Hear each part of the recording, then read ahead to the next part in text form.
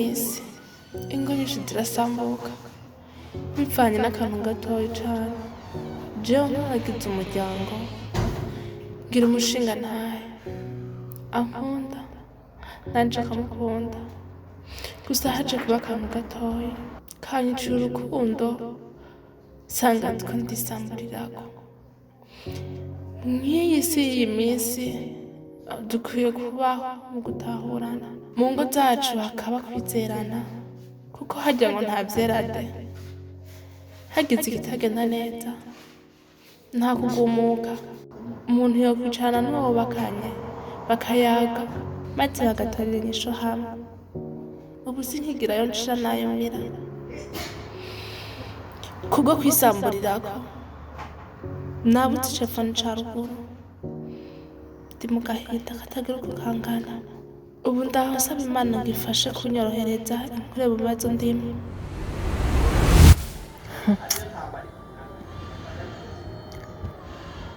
Nipo, sinarinzi hejuru y'amajambo wambwiye.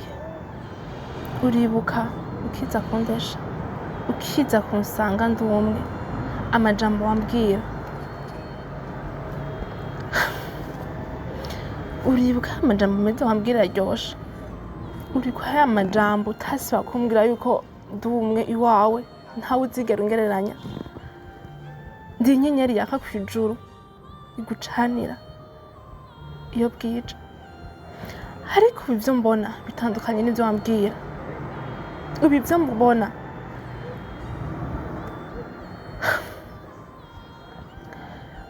ubu ntihari hageze yuko duhishanya amabanga. Wambwira yuko ataco tsigera umpisha, ata kintu na kimwe uzokora utambwiye. Ubu harageze yuko uko bukeye uko bwije, kugira ugire ico ukora urinda kuja kwinyegeza. Mbega ivyo bintu ukora mw'ijoro ubanje kwinyegeza ni biki? Umugore wawe w'isezerano udashobora kumenya.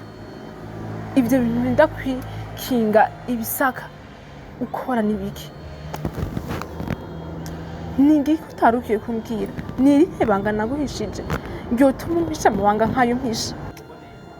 Madamu, ntuhangayikishwe ni telefone. Ngo muri ino minsi je mbona abagore b'iki gihe musigaye mubazwa n'utuntu duto, utuntu tuhafatiro dufise. Reka guhangayikishwa ni telefone, nta bintu bibi ndiko ndaguhisha. Mba ndi mu bintu nibere mu bintu byacu nyine vy'akazi, nta bintu mba ndiko ndaguhisha. Kandi urabizi yuko nsanzwe ndanagukunda deja, none wumva mba ndiko ndaguhisha. Madamu, tekana, uraba iterambere ry'urugo rwawe, nta bintu birenze ndiko ndaguhisha. Kandi uri umugore mwiza w'igikundiro nishimira. No musimbere ndaza kugusohokana ntugire ikibazo. Nipo, kuba ndi umugore mwiza, kuba ndi uw'igikundiro ntibivuze yuko ata bintu woja gukora. Ntibivuze yuko utoreka gukora ikosa. Kuba hari amabanga umpisha ntibivuze yuko ndi umugore mwiza. Ahubwo nagenda kubwira yuko ibintu byose uriko urakora hazogera igihe uzorogereta utwicuza, ubone yuko utari bikwiye kubikora. Guhera uyu munsi n'isaha n'uyu munota n'isegonda nagenda kumenyesha yuko ungiye gukora ivyanje. Umenye ivyawe nanje menye ivyanje.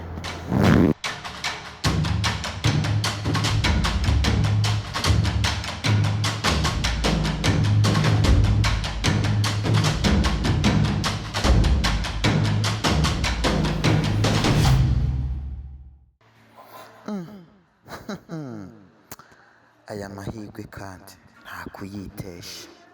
Keti, sinari nzi yuko kino gihe cyogeze. Uravye igihe nakwirukansa inyuma ndakwinginga, ntaco ntakoze nifuza yuko mu rukundo, ariko urantera igere. Keti, ndababaye cyane kuba ugarutse muri ino nzira yo gushaka ubufasha, utagarutse kugira ngo umpe urukundo nyakuri, utagarutse kugira ngo umpe rwa rukundo nari nifuza, ugarutse ushaka kunsaba ubufasha, urukundo rwa kontra, kugira ngo ndagufashe ingorane urimo. Kangahe nagusabye kuvana nakajya kamuga kugira ngo nshobore naje kwisanzura mu rukundo. Je muziki Keti, nta nkeka ibyo wansabye reka ndabiha umwanya, ari bishoboka nzogufasha.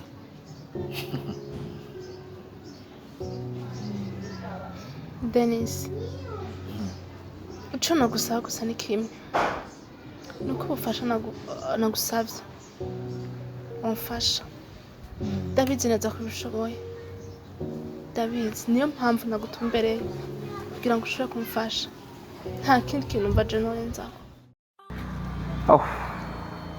Mugenzi wanje Dudu, nawe turiko turategura ibi bintu, ndabona vyahinduye isura, ndabona tutazoshika ku ntsinzi twifuza.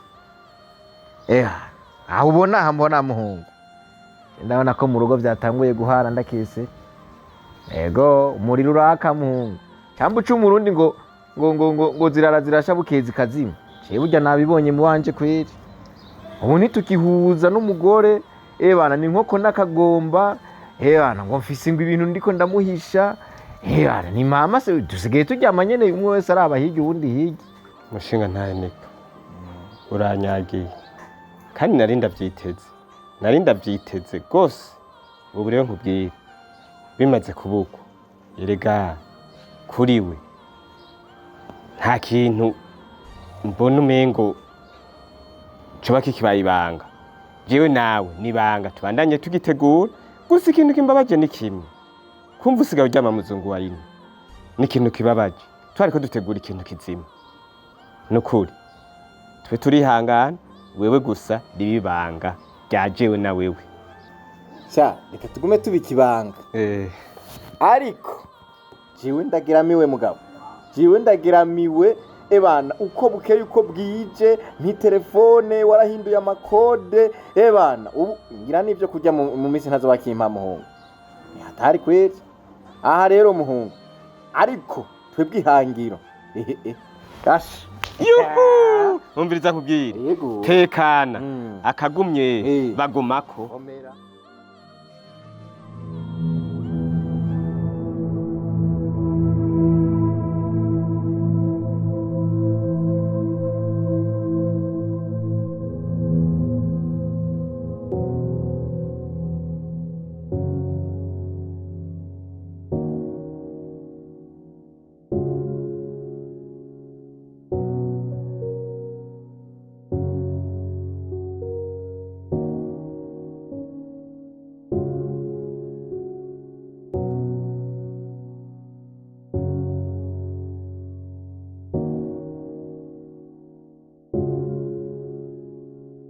Sheri, by'ukuri ndumva umunezero mfise, sinumva umunzani no upima kuko no umeze. Numva mfise umunezero udasanzwe, nibaza kubera iki gihe cyose atariho waruri. Sheri, by'ukuri ndaryohewe cyane. Izindwi zibiri tumaranye hariho byinshi muri jewe byahindutse. Ndumva atari Dennis wa Dennis umwe twari tuzi, irigaraca mu ibarabara, yirirwa mu bintu byinshi bigiye bitandukanye. Numva afise umunezero udasanzwe. Sheri, ndagukunda cyane. Merci beaucoup. Dennis. Uvuge Dennis cyangwa uvuge Shusho? Yes. Okay. Ikintu cyose kigira mu gihe cyacu. Ariko uri gusanga kije kijya ugasanga bibaye nabi. Mugabo aujourd'hui turanezerewe. Wow. Kandi biratese. Oh, Sheri. Ndifuza neza yuko basi uru rukundo uri kuranyereka muri kino gihe basiruze rubandanye kugira ngo mbandanye kuryoherwa, maze ushobore kwibagira umugabo wawe. Wow, merci. Kuko umugabo wawe ntacyo nsumbije. ndabizi neza niyo mpamvu nagarutse wawe niyo mpamvu ngahi wawe hanyuma bijya bintu kumuvuga misi yose ngo ushaka kumukomesha kugira ngo kubera ngo nawe aguca inyuma ndifuza yuko ivyo bintu dusubira kandi kubizana mu mutwe kwawe sindabigusezeranyije sisubire ego uzosubire hame bigende bien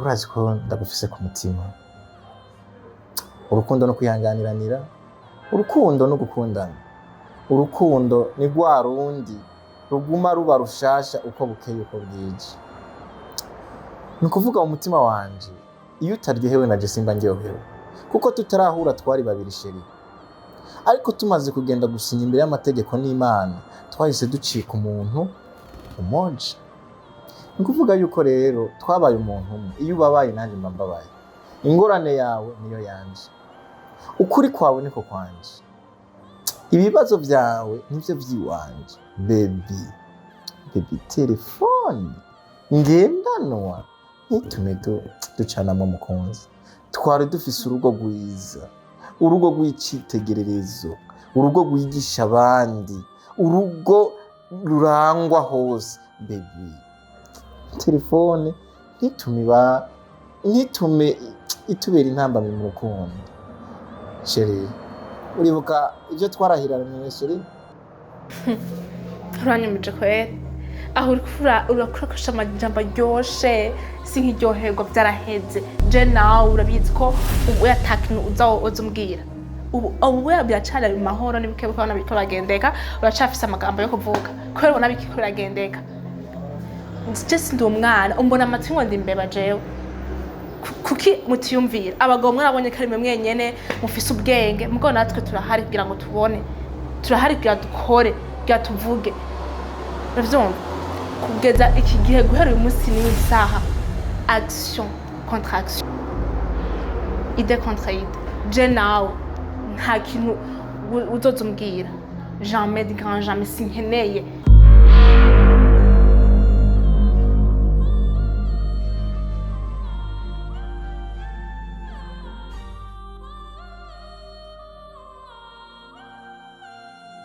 Dudu vraiment nk'umuntu w'umugabo urazi ko atakintu namye ndaguhisha jewe vyandengeye aho twihagarariye ko hose jewe vyandengeye umugore wanje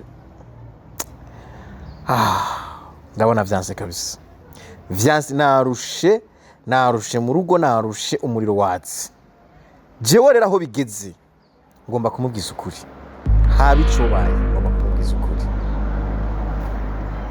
nawe umpanure nk'umuntu w'umugabo narengewe Nipo urazi kuri mu bagenzi mfise ariwe wa mbere jewe burera ntago hatira igikere mu mwobo wa mugabo sivyo ego genda umubwiza ukuri hanyuma urabe yifatamwo wenyene sivyo hajya urugo ni babiri kandi nta guhishanya mu rugo ega baca umugani mu kirundi bigihe udaciga icego n'isunzu ako nawe kuva kera kwera utugani twawe umenga urakatama kakutse kera kandi atani imyaka ndusha sha nta kundi reka tubigenze uko nyene ariko abagore n'abasase ya manyamanora mfise reka ubu ndi hasi mugabo sha nta kundi nyene je reka ngende kumubwiza ukuri nta kundi urumva gahunda yacu nyene no kugenze we peace vraiment we tuzosubira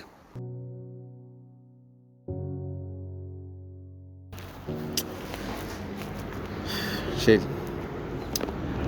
nihweje umubano wanje nawe muri no minsi ntabwo uri kuragenda neza cyane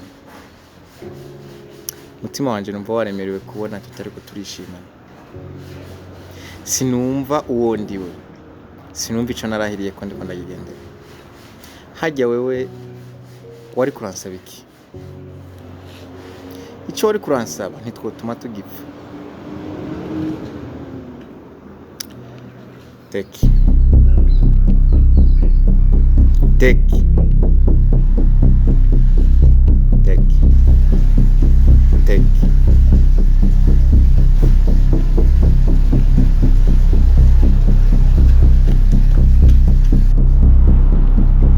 Teki.